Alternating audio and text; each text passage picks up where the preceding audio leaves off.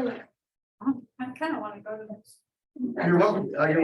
You're welcome to come to them. Most of them will be on Zoom or come on back and visit us. Because I will say, you guys, and before I introduce the panel, I know those are just like, oh my gosh, it's yet another class and everything. This is due. How am I going to get them? So that's pretty cool stuff. And one of the things that it looks to me like you're doing with those speakers is something I'm doing with elementary, middle, and high schools, which is to say, you're in this major, you're in this thing, open your eyes. That's kind of what we're going to do today. Here's some other places you can go. I just did that with the program down in Boston. That's an urban sports league. The kids are in baseball and basketball programs. I don't know if you ever heard of the base, but great program. These kids all think they're in the leagues. We asked them, raise your hand who thinks they're going to the majors. Every hand goes up. Which of you guys think it's going to be easy? All of them raise their hand. I'm like, got a lot of headaches. But I brought them other STEM professionals. It was actually the video production team from Benway. They can start to see, hey, there's another. So that's kind of also what we're here to do today for you too. Here, you're at Bentley, you're majoring in this, but let's talk about where else people land. What else you can do? How are you going to get there? And how hard is that going to be? So I'm Lisa. I manage the STEM program at iRobot. Typically, we work pre-K through college, talking to students about what their opportunities are, doing some hands-on work, coding, all of that. But permission to fail is a little bit different. This is a panel I came up with 6 or 7 or more years ago. I thought maybe it was only me that thought that STEM was really hard, and that thought maybe getting through college was a difficult experience. So we're going to share that. I'm going to let these guys introduce themselves by way of background, just so they'll give you a way to introduce. I'm a civil engineer. As my education, I went to Union College, upstate New York. Did engineering for a while. This is my passion. This is what I love. I love doing outreach. And after volunteering in this for more years than I care to mention, I now get paid to do the thing. But you guys can just go right down the road. Who you are, what you do. Okay, great. Hello, everyone. Nice to meet you all. I'm Lydia Dino. I lead the customer care team at iRobot. I'm the vice president of global care. Been with the company for about 3 years. I also teach operation strategy and assumption. So I'm very familiar, speaking and engaging with their. Excited to be here. Tammy Sue Bretton. I graduated from here many years ago. My bachelor's in accounting, my MBA in finance. I work in accounting, but I actually do more IT work than anything. So, and I've been with iRobot for a year. Hi, I'm Jeff Haddon. With iRobot for just about 2 years. I lead our product management group for our subscriptions and services group. Background was in marketing and not an alum, went to the University of Virginia, but excited to yes. Hi, I'm Christina. I'm a principal data engineer on the team that owns the data lake that has all of the data that comes off of the robots. I've been with iRobot for about 3.5 years. My background, bachelor's and master's in computer science, not Bentley, I'm not that cool, but thank you. But been in some flavor of tech for my entire career, though kind of had a bit of a winding path, which we'll get into. Awesome. I do have a random connection to Bentley in that when I couldn't afford to join a gym, I stuck into the about 2 or 3 years to train. I don't know if that counts, but not the only one I stuck into. But that's okay. My sister almost went to Bentley, but I tried to. Is the pool down by the field? Yeah. It doesn't look like. I literally felt lost. The fields were a parking lot, I think. Like, no, this was a long time ago and it was very different. I felt very lost. So anyway, so let's talk a little bit about the journey. What year are we mostly looking at here? Freshman, sophomore? I'm a Freshman. Sophomores, perfect. So you went to college and you came in. Did you have any idea of what you thought you were going to major in or be? Anybody knew right away, like this is the thing? Accounting, probably. Okay. I mean, I declared computer science as my major going into school, but I actually was accepted to college both as a computer science major and a clarinet major for something completely different, and had never coded in high school. So this was a while ago. So And I'm also from a very small rural area, so my school, I'm from an area where you still can't get cable, if that kind of puts it into perspective. So like we didn't have coding classes in high school. I really didn't know what computer science was all that much. I just went like, well, tech, math, science, logic, that sounds cool. So, but I had the clarinet major as a backup, though I really didn't want to teach, so. I want to. So I went to college in the UK. I grew up. So, you know, I had a lot of adjusting taking place at the time. But, you know, I was certain I wanted to work hard and I wanted a good job after college. I think that was kind of the drive that from junior year. I think that. And I have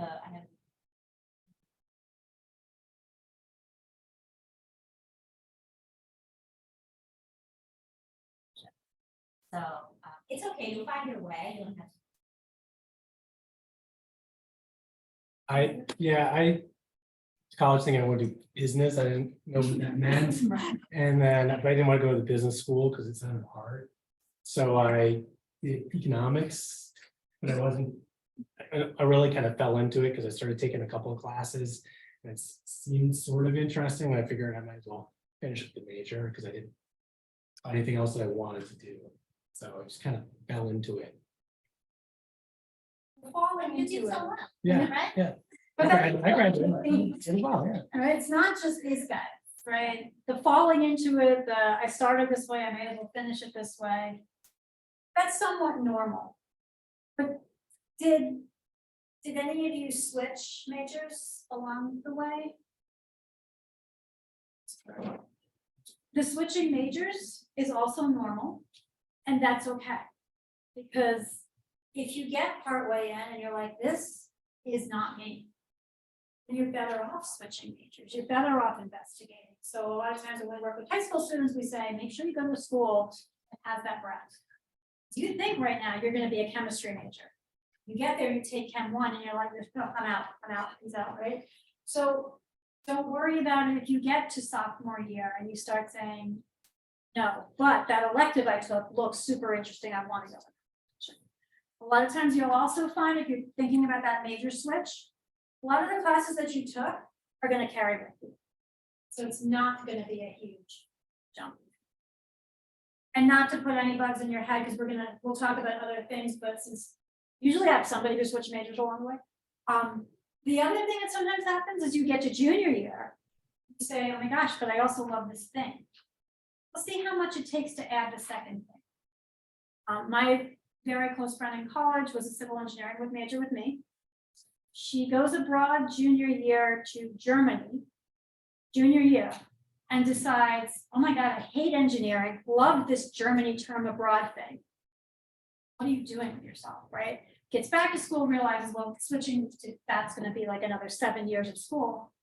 But she realizes that if she adds on mechanical engineering, she has to stay literally an extra term. They were trimester. She graduated with 2 majors because the courses were so similar. So, and she ended up doing business type stuff. So thinking, don't worry about, I want to try this, I want to try that. That's what you're here for. I mean, minors are cool too. I picked up a history minor halfway through my undergrad because again, engineering, music and history totally make sense together. So whatever you majored in, how much is that what you're doing right now? How much is that like your job? Just, okay, but wait, you majored in accounting and you're in accounting. Talk a little about that. So my title is principal. Something there. So what I do is I support the accounting system. So Please. back when I went here, accounting majors had to take a course called Accounting Information Systems. I loved the course. I barely passed it. I loved the course though. It was really super hard. That's what I do today.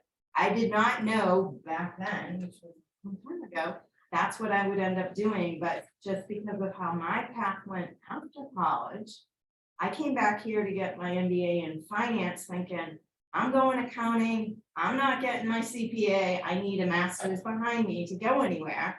That's what was building to me about the professors here, but back when. Years before I graduated with my MBA, my life took a major course turn. The company I was at the time decided to install Oracle Financials. And I was picked to be part of that team, and my life has been all about Oracle Financials since 20 years. But so yeah, you just never know. Do nothing. And I wait. But yeah, so it's a major turn. I would say I use some of the basics because I was a computer science major and I'm a software engineer today. So some of the basics about, how to program, how to code, basic data structures, how to break down a problem into something that can be implemented, how to do basic system design, like just some of those general how-to conceptuals. I use that stuff all the time.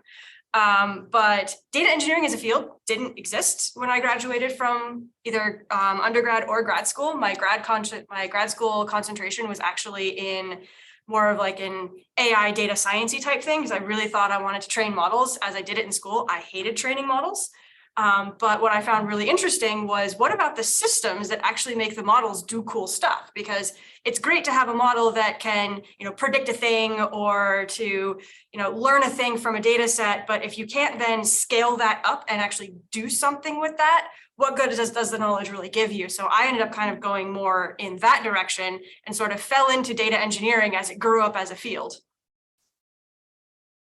I look at first of all, my college started over 20 years ago, and I frankly cannot tell you if it but I look at it as you're building foundational edge in business, if that's the path, but look at it as you're building skills, right? So you're learning how to advocate for yourself, how to work how to negotiate. So think about, like, I'm building skills. You're not going to remember everything you learned in school, and it depends how your career takes off, right? So internships are really important because marketing sounds wonderful, but when you work in marketing, it's not really,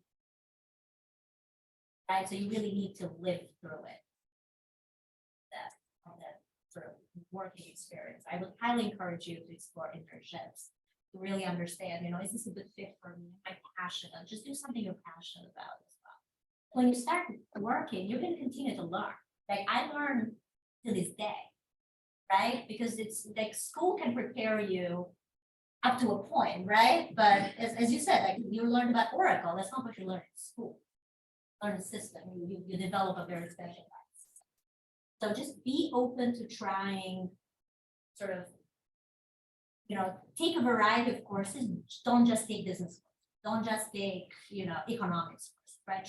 Try a variety of courses to see what you're passionate about, and understand if that's something you want to do. And don't worry too much about the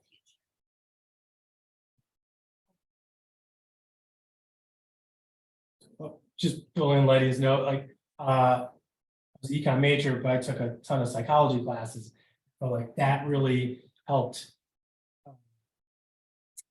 spark my interest in how the way people think in the sort of consumer psychology. And that got me a little bit thinking that it was a place that I wanted to be into. And then also I took a bunch of computer science classes too, and I actually still use that stuff today. I'm not coding programs, but I self-serve data all the time off of mode. I'm on there looking stuff up so I can do my job better, so I can understand what's going on with our consumers, how are people using our robots, so I can use those skills from behind there to help me in my current job. And like that history minor that I was joking about earlier taught me how to write. Because you have to write all the time. You don't think of it. I remember some of my friends in my computer science undergrad were like, why the heck do we have to take like English classes? I'm not going to need any of these skills. I'm just going to code. But as you progress in your career, you'll be writing design docs, you'll be writing proposals, especially in today's world where everything is virtual. We're Slacking people all the time, we're emailing people all the time. So that ability to present your thoughts in writing in a clear way so that people who are not in your head can understand it, because the people you'll be communicating with have different levels of experience in your field. So like if I'm talking to an engineer on my team versus anyone up here, since we're all in different fields, I have to be able to communicate the same idea differently in a way that's approachable for all of these different people. So you pick those sorts of skills up in all of these different sorts of classes, even if you don't think you might use those skills. Storytelling, the ability to articulate your thoughts and sell what you're trying to do, right? That's huge. Excelling, selling. Technical skills. I think we all have developed technical skills. So I think having that foundation is going to help you a head start when you start taking this class and other technical. Data is huge. We all work with data. I would highly encourage everyone to take a data class. You know, we're making data-driven decisions. Like I run customer experience, and I have to work with data every day. Not a data engineer, right? I rely on that team, but you know, you want a foundation so you can follow the conversation as well. Are there any other skills that you think have turned out, you know, you mentioned writing, skills that have turned out to be super important that you kind of didn't expect when you were starting out or in school? Psychology skills are important. Teams. No, so Projects in accounting, you never touched with and all of that. But it's real world. It's exactly what happens in the real world. That you've never met before, and now you've got something together and just learning how to do that, to be comfortable with. I would say financial literacy is really important where you work. You also have to, like, you have to understand basic, you know, basically accounting was very helpful for me. Although that didn't want to be an accountant, but I do run a fairly big budget, so I think those skills. So do take an accounting course. And I think those are a given here because this is such a strong business school.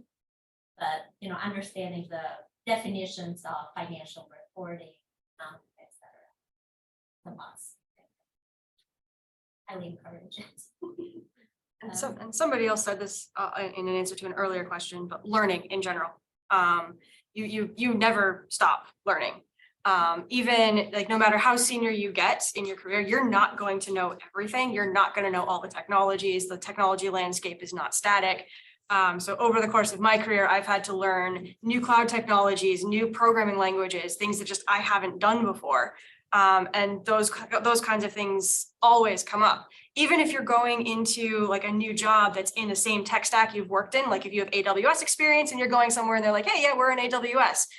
But just because you know AWS doesn't mean you know what their code base looks like, what their language is. And by language, I mean the terminology and jargon that they use for things. You don't know what their system architecture is. So even if you know some of the basic technical skills, you don't know their implementation of it. So you still have to keep learning. Like no matter what level you are, whether it's first job out of college or 20 years experience in the field, you're never going to walk through a job on day one knowing everything you need to know in order to do the job. So and you need to be okay with that. And you need to be okay with that and recognize that's true of everyone else too. So like, when someone else comes in new, I've got a sister team I'm working with right now. There's 2 principal engineers that just started and I'm helping them on board because they're like, I don't know this. I don't, how do you guys do this? How does this work? So always knowing how to learn, knowing how to recognize when you need to know more about something and how to find the resources that you need in order to learn that thing, whether it's talking to people, online courses, whatever it happens to be, but just knowing how to identify what you have to learn and being able to go learn it yourself in a self-driven way, while also not being afraid to ask questions of other people because everybody knows that people are trying to learn things. So do not be afraid to ask. Those are all very important skills. One of the classes I was just thinking about was took logic in college. And I found that to be really helpful, whether it's doing some of those data polls I'm doing, or just thinking through business decisions that I have to make, or I'm writing requirements for a new service or feature, to be able to think through things with the right type of logic. So I do kind of draw upon those skills that I could gain in my class. So you've heard a bunch of things, right? first of all, when they all talked about like, what skills are important or what skills, no one in here mentioned a strictly technical skill other than maybe a data and maybe financial literacy. That's not really strict, right? It's the writing, the presentation, the people skills, the psychology, the teamwork. Group projects suck. They suck at work, they suck here. They suck in 5th grade, right? But you have to do it. And learning how to navigate that, that's a skill. I distinctly remember graduating college. We went to Cape Cod afterwards. My closest friends were sitting on the beach. We're like, well, what just happened? Like, how did we get here? Like, we learned how to learn. That was the answer. And that's kind of what you're doing now. You're learning how to learning how to ask questions. Christina's point, learning how to assimilate into your new workspace or your new class. We use more acronyms and more like cohorts for things at iRobot than any place I have ever. I mean, it's probably more than the CIA. I don't know what half of them mean. People talk very fluently with them. So you can play along for a little while until you have to be the brave one that says, what are you even talking about? And that's okay. How many of you guys use Google in your day-to-day job? Not every day. All day, right? We don't know the answers. People walk in iRobot and they think, oh my gosh, iRobot, right? Bunch of geniuses, they're all at MIT, they know everything, they are making up the solutions to all the questions. That's not how it works. They sit around befuddled and they Google things to see if somebody else has done it before, just like everybody else. That's a question, sir. I'm sorry to interrupt. Please do. I'm a fact member here in marketing, and I know we're supposed to hear you, not me, so I just have to underline, everything I've heard from you is talking about all these things that we call complex human skills. It used to be called soft skills. Oh, I like that, a better name, right? Switching it up. Complex human skills, and it's just telling Mark, they made me king. I'm gonna outlaw business minors and make everyone take an arts and science minor, because that's where you learn skills. And as far as I'm concerned, they're the most important things. I mean, yes, you have to know what a debit is. But And you can do that in one course or in yeah, a mini course. take some of that stuff, the technical skills, you have to know some of those things. But the complex skills, it's really gonna make you. Do you guys all Agree. agree? 100%. Please. So to kind of get your foot in the door into like this industry, how would you showcase those soft skills, so to speak? Because technical skills, you can put that on your resume or What you something. just did. You asked me a question. You're probably the first person in all of my panels this year to interrupt and ask a question.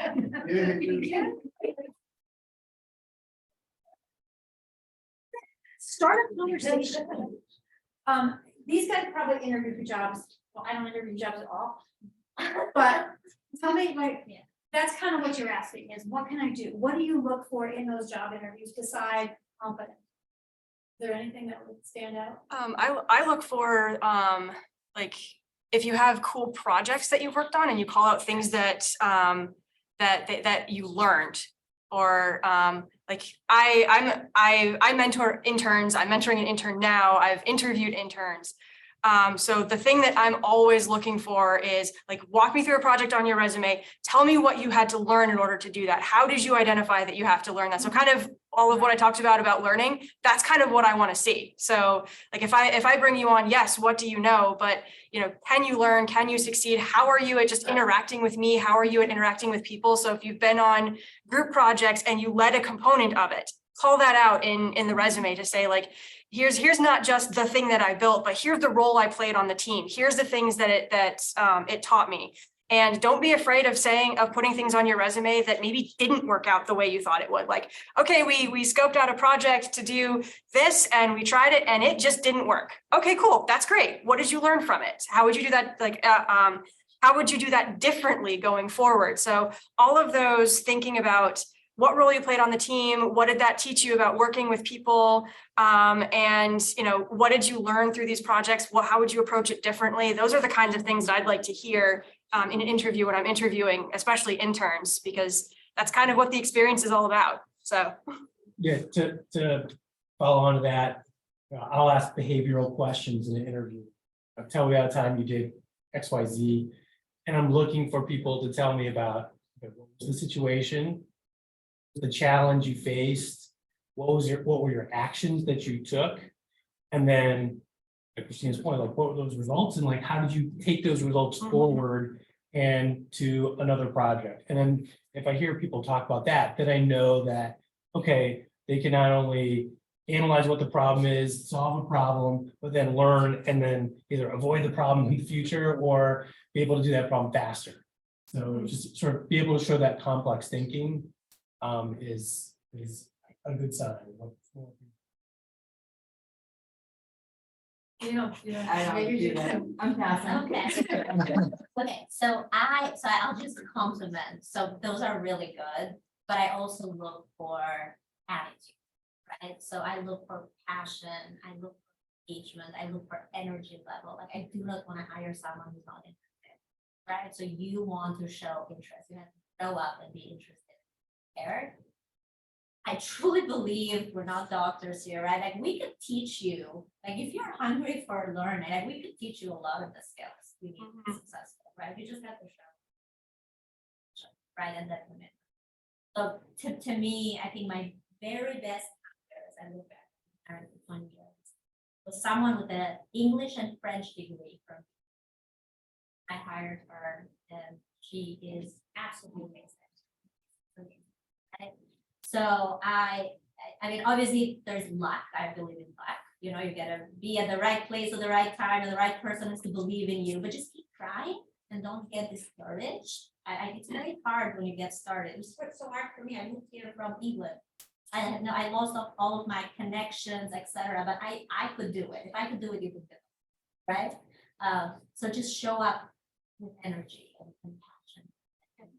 And really, don't be afraid to ask questions in interviews. Like if you're interviewing with any of us, please ask us questions. Like if there's anything you want to know about the experience, ask that, because to Lydia's point, that shows, can you think about it? Can you be engaged? Are you curious? Are you going to kind of grab the opportunity? Research the company as well. Research the company. I think that shows you're doing your, like we don't expect you to show up and know what to do. But you have to come in with the right passion. There's usually a time at the end of every interview, people always try to leave like the last 5 minutes for the people being interviewed to ask the interviewer any questions. So come with questions. If like anytime I say, so do you have any questions for me? Oh, no, I think I'm okay. Like that's always like, I won't reject somebody over that, of course, but it always is just a little bit odd. Like you're interviewing for this job. You really don't want to know anything about it. But you want to stand out, right? Mhm. Let's say I have 3 really good candidates. Now you're the guy that asked questions and we're very engaged, so you might win. I talked to the person who hires me for mechanical engineering interns yesterday. And we were joking around, and it's the same here in the business, you're all taking the same class. So you can put that on your resume, but now what? Well, what do you do with it? That's where the project comes in. You know, for his position, he was, every resume says, I have a 3D printer and a quadcopter. It's great, everybody has a 3D printer and a quadcopter. And we always joke about, did you ever restore a car? I hear that. You can derail an interview at most places with a really cool project that you can talk about that you're passionate about. And if it was rebuilding a Jeep or your big brother, big sister, that's what makes you you. They're hiring you on classes that you took. Yeah, like I played in concert band and marching band and pep band, so all the athletic bands all through college. I spent 2 years as a section leader and 1 year as a drum major in the marching band. That went on my resume when I was applying for jobs. And when I would get asked those behavioral questions, I'd pull from that experience, like, well, it's not in class, but in marching band, I dealt with this kind of a situation. And that's another way that you can kind of show off. These are some of the other skills that I bring to the table, that maybe it's not a technical skill, but had the history minor, or I was a TA for a French class, or something else like that, of just, these are the other skills that I can bring to the table. So what about when it goes south? Because these guys are at the beginning of this journey. Did it ever go in a very poor direction where, i.e. you failed the test, failed the class, didn't know what to do, or was about to drop out? That ever happened to anyone? All of the above. I put myself through here. No parental help, so I had to take a semester off sophomore year, so didn't do spring, had to take it off. The money, so I had to get a full-time job. I ended up getting 3 part-time jobs because I couldn't get. That helped me going back to the last conversation to when I did graduate, to be like, oh, I don't know if I necessarily have anything better than anybody else on the resume. Work experience here, I learned this. That. Is that, and I flunked economics. I take it twice. Here. I flunked it in grad school too. Oh, dear. And she still works at iRobot. I do, I And did. she's really good. So, yeah, all of the above, but I came back because I just passionate about learning. I hated physics. And not because the reasons that people always hate physics, it wasn't the math. I could do the math, I could do the calculus. I have directional issues. Anyone who knows me, I can't do left and right. Like, I'm one of those people who say like, oh, it's off to the left. No, wait, that way. So you can imagine when it came to things like, say, drawing in the forces for free body diagrams, I can't do it. I would get them all backwards. It's like if they were drawn in for me, I could derive the equations and do the math, but I couldn't get them in the right direction. So I was struggling through that class, and then we hit rotational physics and everything started spinning around. And it's like, great, I'm lost.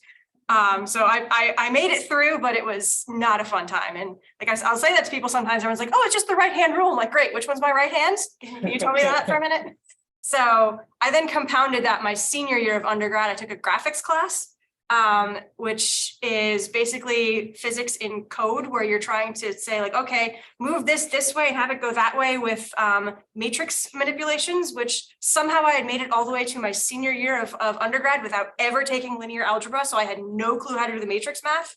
So I'm like, okay, I have to multiply this matrix this way to get this to go that, no, I want it that way. And it was not a fun class. So I do not do graphics today, as it turns out. Other guys, anybody? I guess this is more about like a internship. So time I got to my junior year, roommates and I were all taking all these econ classes, and we were focusing in on stock trading, options trading, bond trading. With this is cool. We had books about this stuff. It seemed really fun and exciting. So me and 4 or 5 other guys, we got internships in New York, where different firms, and I got an internship doing as a clerk in American Stock Exchange, trading options or helping somebody trade options. And I thought, this is cool. This is my career, it's my entry point. I started doing it and realized I hate this. This is not for me. And I had kind of built myself up, and I thought my junior year internship, this is really important. This is going to catapult me into my career. And I don't like this. This just didn't fit my personality, didn't fit what I was good at. So I made it through the rest of the summer, had fun, I had a blast in New York. And then I said, okay, I'm done with this. Let's figure out the next thing that I can do. And got a job doing consulting out of undergrad. Just moved away from finance. So you may start off one way and then go another direction. It's not a dead end, it's just a turn. I think you're gonna fail a lot. That's okay. I think as you get older, you get more comfortable with that. I think you gotta teach yourself to just get over and move on. Really important. I have failed a class primarily because of work getting. I had planned a trip. That for me was like, and I had to rethink it. It was economics as well. So I learned from that, right? I think as I reflect on this, Nelson Mandela has said, I live by this. I do not, I never lose. I either win or, right? So look at it as a learning opportunity. You know, the internships are key. I don't stress it enough. I actually started in consulting, and I applied to 300 internships. 300 internships. I couldn't get. I went to work for Johnson & Johnson, like the top, right? But finally, I landed in a really good consulting firm, right? So there is a place for everybody. And I realized I did not want to be a consultant, right? Like good money, good career, but it meant I had to be on site at a client all week, away, etc. I just did not see myself there, right? So, but at least I got that out of the chat. I did that, was good, but no thank you. But I learned a lot of great skills, right? So which I could somewhere else. So just learn, learn and try and persevere. You will persevere. And you can do that in your career as well. When I graduated from grad school, I was an engineer for several years and then had a brief foray into program management, actually at Amazon of all places. And that was so not for me. Both just like the kinds of things you had to do, it felt like I was running myself ragged. And after like 2 years of this, first off, I was like, what the heck am I doing to myself? And then the other key was my manager was like, you're doing a great job. I want to promote you. And my response was, oh no, which is never a good thing. So sign that I was really in the wrong field. And that's when I tried to come back to engineering, ended up with, and that's how I got to iRobot. But you can take those detours even in your career. It happens. So if the internship isn't what you like, you just want because you're not. Yeah, you want. I just had a question, as you were talking about those pivots and those detours and not failings per se, but were there other people that were involved and helped you to shape those decisions, or did you just decide all of this and pivot on your own? For these, it was what I was talking about. It was a lot of on my own, of just really trying to and to some extent working with my manager as well. Of like, these are the kinds of things I want to do. These are the kinds of opportunities I want to have, and just realizing that they were not going to come my way because of the role I was in the career path that I was on, and understanding from other more senior program managers there of like, okay, what do they do? As I look around and see the career path that these people are following, is that where I want to go? No, it's really not. And that's those things, plus the feeling of what am I doing on a day-to-day basis? Because that's what you're doing over and over and over again. So if you really don't like those things, then you're just like, okay, I'm miserable all the time. And I don't want to do the things that I'm doing. So this is not a fit for me. Like I can try to work with the people around me to say, can I tweak this role to fit me? Because sometimes that can happen of like, oh, we'll just give you these kinds of projects and not these kind, but that's not always possible. So it's kind of working with the resources that you have available to you in, can I get there? No, I can't. And then at that point, I was the one deciding that just means this is not a fit for me and I need to go find something else. It's really hard to ask for help early on. I don't remember asking for help, and I wish I did. I tell this to my kids, I'm like, please ask for help. Like, start with your parents, right? Use your resources. We're Bentley, right? Leverage every resource possible that Bentley offers. That's, but I think later in my career, I got better at, seeking help and finding mentors and sponsors that believe in me and help. If you can develop that skill early. I've heard the advice before about, create your own sort of personal board of advisors. And I think, I haven't formally done that, but thinking back, relying on family as part of my board of advisors, and then also friends of mine that have been in my field and kind of understand the types of jobs that I've had or the types of experiences I've had and how that could relate and get me to my next career or my next move. I mean, I think I was driving here.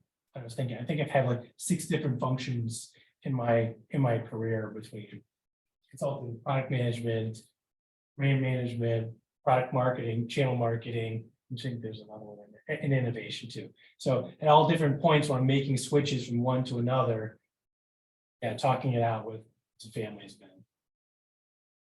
Well, and you also never know who the contact is that's going to help. It actually turned out when I applied for the job at iRobot, I did that not knowing that one of the people on the team that I applied for had been on the same team as me at Amazon. And even though I hadn't worked with this person directly, they knew who I was. So the recruiter actually was looking at my LinkedIn connections, realized that I knew people at iRobot. And so they pulled me in, they pulled those people in and said, hey, she applied for this job. It's not the same, what family here, because she's a program manager and she's working for an engineering role. But what what do you know about her? What can you tell us? And, they gave me a thumbs up and a good recommendation, even though I'd never really worked directly with them. And that helps me get my foot in the door. So not something I would have anticipated happening, but it worked out that way.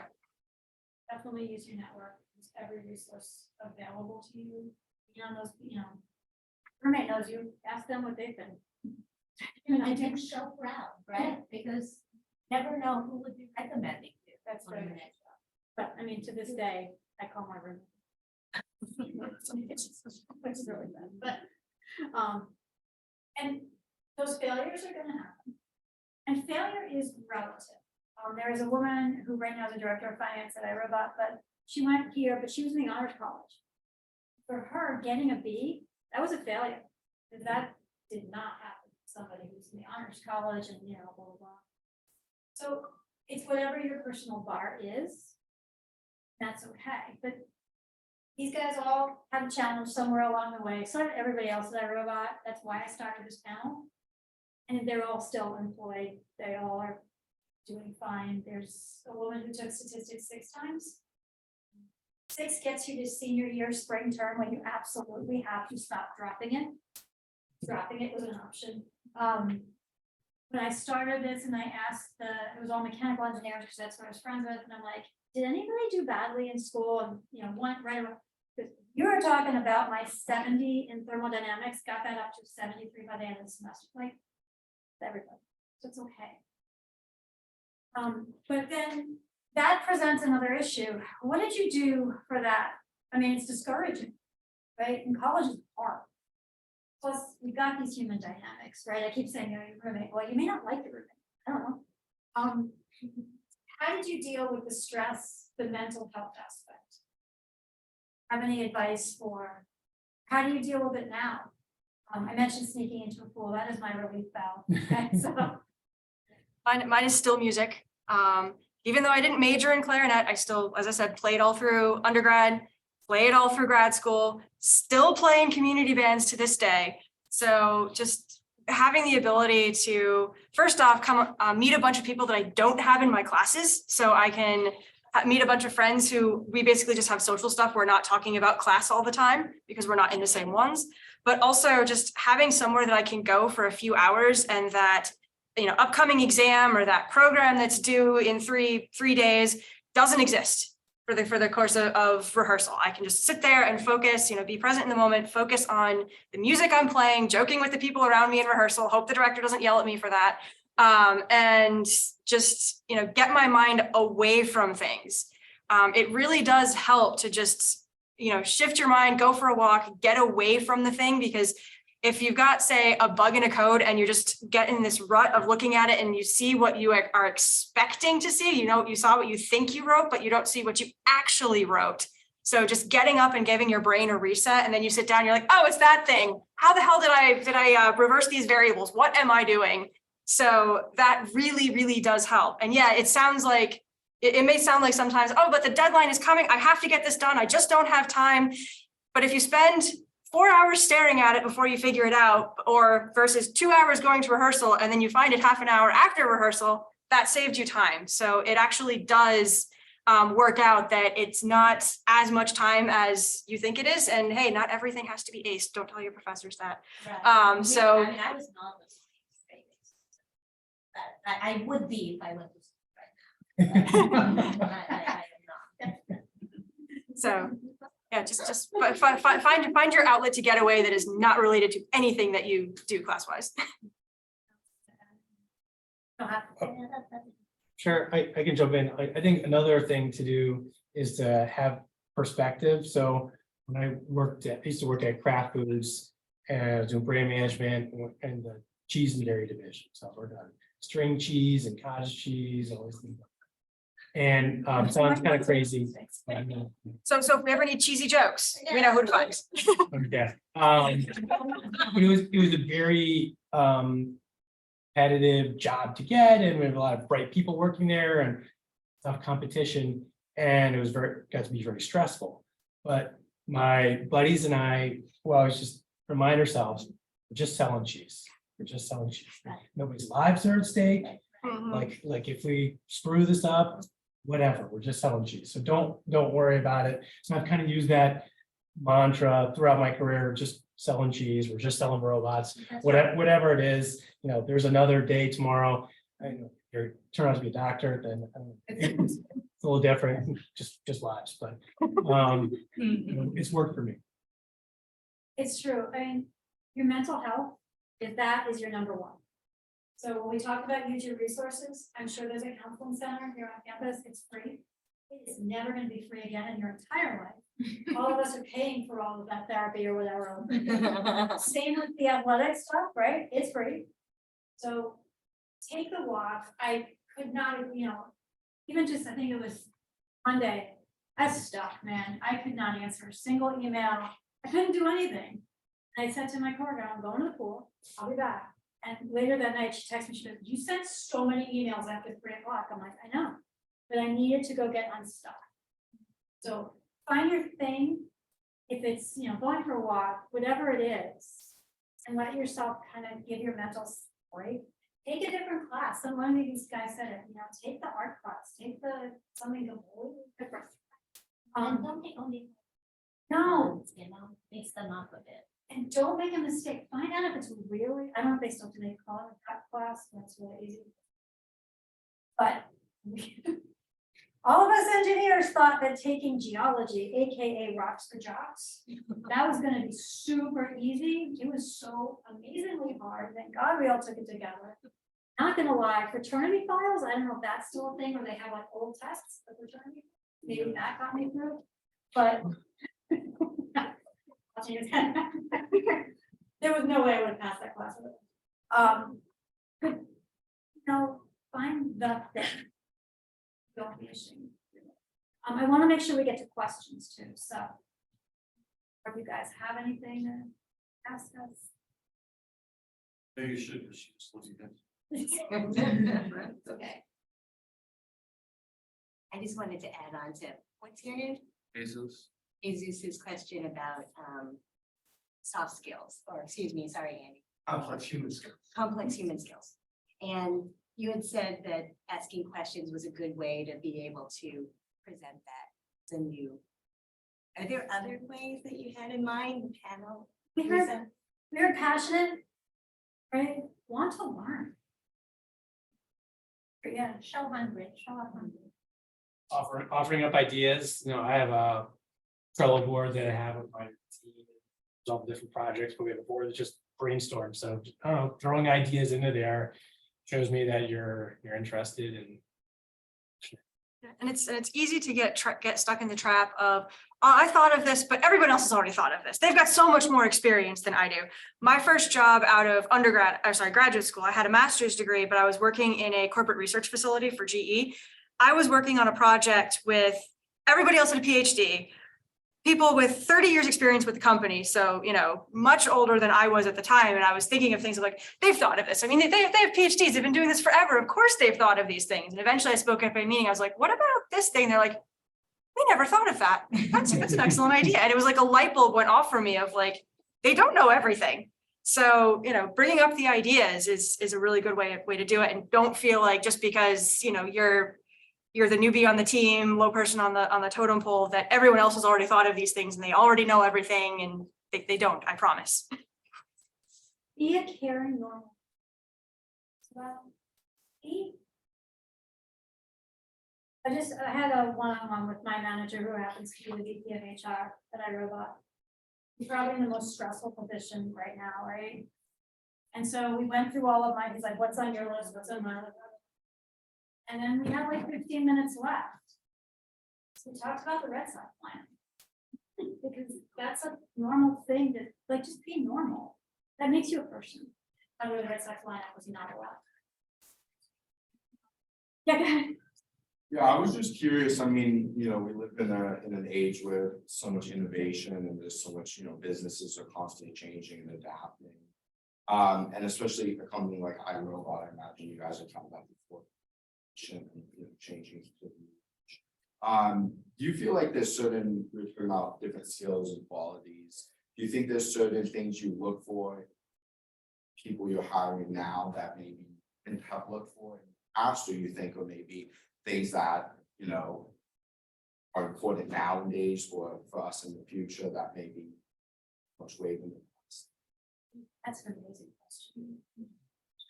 I think definitely, I'm gonna start with, I think being able to communicate non-face to face has become too important between Zoom and Slack. That's, so a lot of times I find that I quickly jot off the Slack message, right? And I'm like, I didn't express it right. I didn't sound the way I, you know, that's definitely one. I might add a higher focus on being able to like prioritize work and make trade-offs. Because if you're struggling, I don't see you. Like you're not at the desk next to me, so I can't, I can't see that you're overwhelmed. I can't see that you're not keeping up with things. I can't see that you're working, 10-hour days, 6 days a week because you just have way too much on your plate. So I want to know that you can advocate for yourself and that if you are in that kind of a situation that you'll tell me, or that you can also, if we've put a bunch of stuff on your plate, that you can prioritize that work and say, these are the things I need to focus on. I can't get to this right now. And that you can make those right trade-offs and that you prioritize yourself in that and that, you don't have this list of 10 things and you're number 11 on there. So that's one of the things that I would want to see because I can't see what you're going through on a regular basis. So I want to know that if I'm asking you to do things that like, you can kind of manage your work in a way to get them done. But also that you're not like, that you're not drowning and I can't see it because I can't help you if I don't know there's a problem. Right. So I wouldn't know how we would ask those questions in an interview, right? Other than what we touched on, which is understanding, how effective are you in a setting, right? But I think if you would be asking those questions to the person that's interviewing you, I think that might be a really good idea to understand, are they working, hybrid or environment and what makes them effective and what's critical to a manager. So you can be a valuable resource. And I think that really sets the stage when you start having those conversations, and those are really questions to ask. I mean, prioritization, huge, making your work visible, huge, right? Like you want to make sure your manager knows. Updates at the end of the day, you say, hey, I work on these 3 things today. I'm good with this 2, but I have a question on 3. Do you have 5 minutes tomorrow, right? So, and again, not something you really can get out in the interview process, but you could be asking. The way I might try to do things like that in an interview is like put you through a hypothetical and ask how you'd make a prioritization decision, or like ask how you've handled something like that in the past where you're trying to prioritize between like 3 different things and you've got time for 2 of them. How do you make that trade-off? How do you communicate that to me? So those are the kinds of things that I might look at. Or I could, if it's a manager position, I could throw a hypothetical in of like, and a team member gets sick. How do you handle all of that? Because those things happen. So Balancing this hybrid environment, I think that's one of the skills that we've all.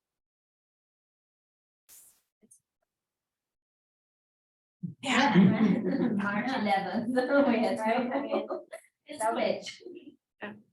One other thought about that is, like during an interview is asking those questions, that's maybe a good way for you to understand what are they like, what is that company like, because that's a really important part. It's kind of cliche to say, but you're interviewing them just as much because you want to decide at this place. So if you can ask a question on, how does this whole virtual hybrid thing work at your office, then you can get a sense of their culture and the way that people interact, and you can say, oh yeah, could deal with that, or that sounds awful. and really, it's easy to go, especially as like a person coming right out of college, just to be like, oh my gosh, I need a job, I need anything, I just need something, let me sell myself. But really take the time to think about, is this somewhere I actually want to work? Because you'll be there for you'll probably be there for a little while. It's something that you'll have to deal with for at least some amount of time. So do feel like you can question what the place is like, what the experience is like, what you'll be doing on a day-to-day basis. Ask about career path to make sure that it's something that you feel actually fits you. I know, know that right away. I'm gonna go to one bullet point, like for us, if you don't want a bunch of grade point. That's not what we're hiring. We're not hiring your GPA, we're hiring you. So if, you know, you walk into an interview and that's the first question they ask, that could set a tone for you inside. That's the question.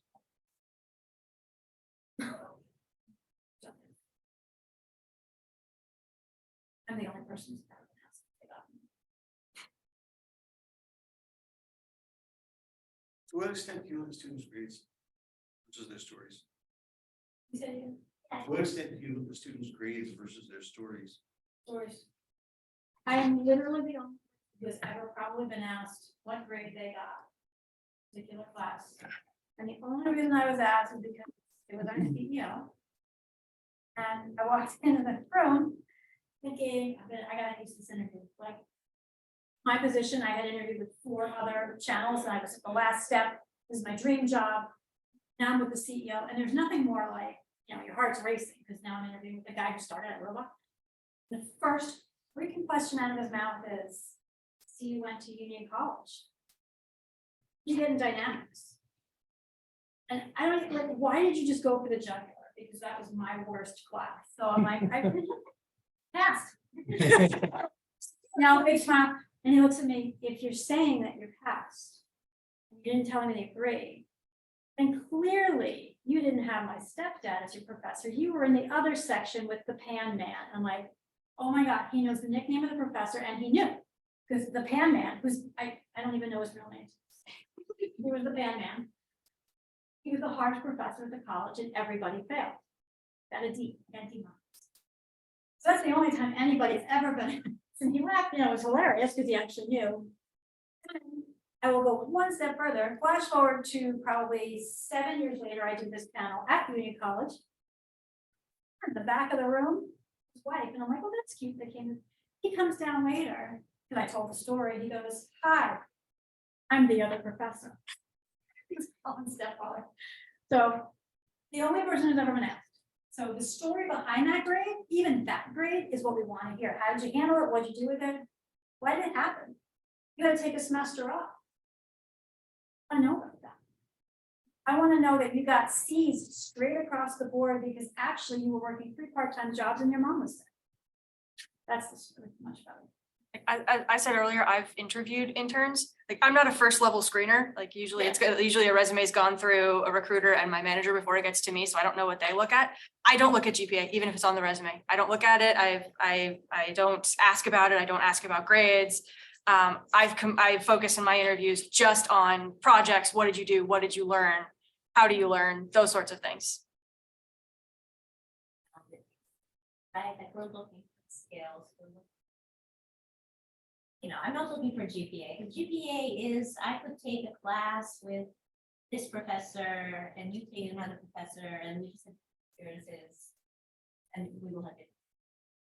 But I wouldn't worry too much. I would worry about how engaged are you with it and are you leveraging your resources, build relationships with your teachers, build relationships with, you should actually, you know, link in with all of us today. You know, you should find us on LinkedIn and send a message and say, hey, loved your panel. I have a question. Just use anyone and every, you never know.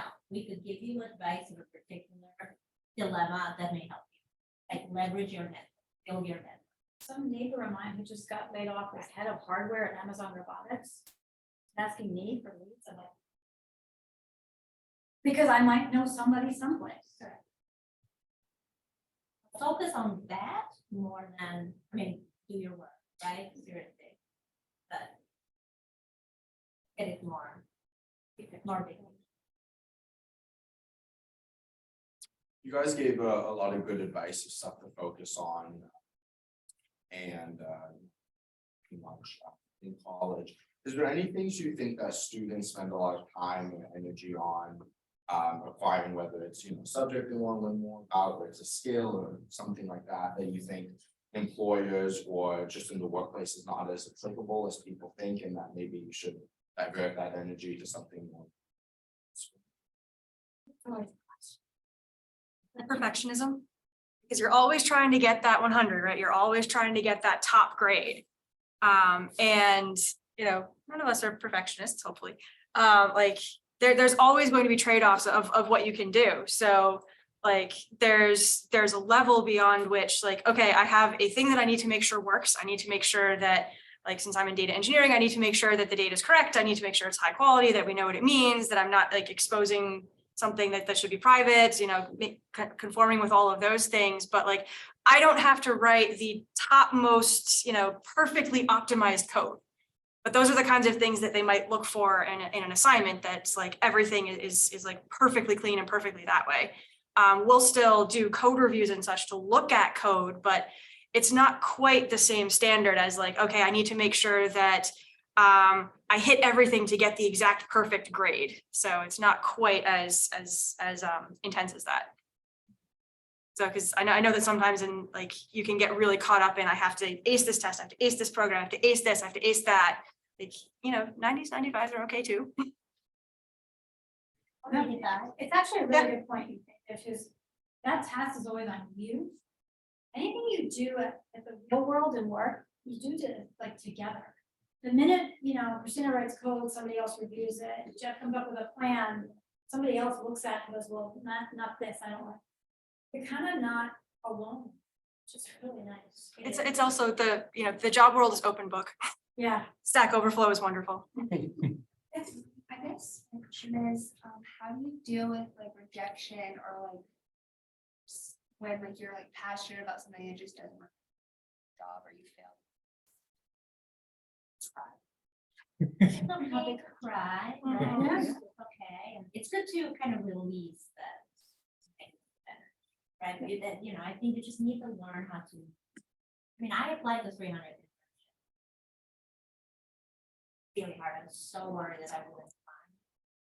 And I did that because I wanted to make sure that I was getting into a really good program, right? So I was trying to get ahead, and I did, right? But there was a lot of pressure. It wasn't necessary. Really. So I think you just need to not take it personally, because again, a lot of it are the circumstances. Maybe competition was very fierce. You know, you did that internship because there were other amazing students, and there was a real decision for that, right? So all I can tell you is you keep trying. It pays off. Do not let go. One of the other things that can be scary, and that you may not always get it, ask for feedback. Like if it's a class that you failed, ask the professor, like, okay, clearly I didn't get the grades that I would want. How can I improve? Like, where was it that I didn't quite manage to get, you know, the passing grade? How can I do better? What are the skills that I need? You can sometimes ask recruiters that. I know it varies based on company policy, whether they can give you any feedback or not, but the worst that's like, hopefully nobody's going to make fun of you, but generally the worst that's going to happen is just like, hey, I can't really give you any feedback, or they give you something that maybe isn't useful, but you can at least ask, how can I improve? It's hard, it's scary, because you're basically putting yourself out there and saying like, yeah, I know that I didn't pass, and it's kind of stating maybe I wasn't good enough, but how can I get there, which can be a really scary, vulnerable place to be. But you can, like, professors especially are there to help. They can, like, TAs are there to help. If you have a mentor, you can kind of outline the situation to them and say like, how could I have done this differently? How can I learn from this and move forward? And then do that, learn from it and try again. As Lydia said, you know, just keep trying at it, keep going at it, but you're not alone. See if you can get some feedback on how to improve. Sort of have a circle, like, you know, we need balance in the day, right? So make sure you are surrounded by people that give you and that allow you to keep going. Find a way to get rid of the anger. It's definitely a 2-hour full session that I just like regret to this day, but and then it doesn't define you. I move past it and figure out what does, you know, why am I'm still a good person, I'm still a good. Favorite Yeah. Have that cry and go to your good Then people. keep going. And then, yeah, pick yourself up and keep. And And the job, you're really gonna make it that that way, it will happen, it's It just. will. Internships on the next Moving page, you know? My, You have time for one more question? It's really, have like, say, when we have so much psychology degree, and like so much like in that, like, kind of internship or like, it's not like, and interviewers are looking at your resume, they'll see what you've done, and if you don't have too much background in that, so you have and strengthen. So first off, you're the one saying that you don't have that skill set, not the interviewer. We always tell people, just apply to all the things that look interesting. Right? Because some of the jobs have titles that we don't even understand what the job title is, but your skill sets, right? Like, systems engineer. Ever hear that? No, can't major in that. So many jobs at iRobot called systems engineer. Well, fine, so apply for it anyway. And then sell yourself. Because some of your skills, no matter what the job will apply, just keep trying. Do not feel like you have to meet every single qualification on a job on a job posting in order to apply for it. Not all of them are actually required, even if it says they are. So, But we have to fill that out. Right? Yeah. So- so like, and feel free to look at this, the experience you do have and say, how can I kind of, you know, spin this or emphasize this on a resume to kind of address something? Like if they're talking about, like, you know, going back to some examples that I gave of what I've done, if they're talking about like they want something a little bit leadership experience, you don't have technical leadership experience, but you were a leader in a club, that counts. So, you know, look for ways that you can kind of bring in some of those other skills that are there. Focus on what you did and not what your responsibilities were, because like, I don't care that you were the cashier or the lifeguard or whatever else, but if you talk about like what you actually accomplished or how you did it, then it tells me what the skills are that Christina's talking about. This was awesome, you guys. I love having interactions, so much better than just talking. So I will make sure you have my contact information. I do. They will have my contact information. I can put you in touch with any one of them or somebody else. We are here as a resource. This is what we do. This is what we love. It is far better than our day-to-day job. So please get in touch with us. You know, I did. What are you talking about? it's actually not for us. Thank you, guys. Thank you.